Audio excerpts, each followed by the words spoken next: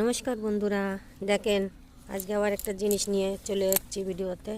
এই যে পুঁই শাকের ফল দেখেন, পেকেও গেছে গো, অনেক পেকে গেছে বন্ধুরা, বুঝেছেন? তো যাই হোক, যা পেকেছে পেকেছে, এখন এই কাঁচা থাকতে এইগুলো তুলে নেব। তুলে নিয়ে, নাহলে কাঁচাটা তো খেতে হবে, পাকাও খাওয়া যায়, অনেকে পাকাটাও খায়। দেখি পাকা ফলটা কি হয় খেতে গেলে। এটা ভাতের সঙ্গে মাখিয়ে নিলে ভাতটা একদম লাল টকটকে হয়ে যায়। এটাও ভাজা করে খেতে হয়, লালটাও। দেখেন কত হয়েছে, অনেক হয়েছে, গাছটা ওই অবধি। পুরো গাছের ফল তুললে মানে এক ঝুড়ি হবে, বড় ঝুড়ির এক ঝুড়ি হবে, তো খেয়ে পারবো না, এত ফল হয়েছে, জানেন তো। তা যাই হোক, আগে তুলি, তোলার পরে তারপরে দেখাচ্ছি বন্ধুরা তোমাদেরকে।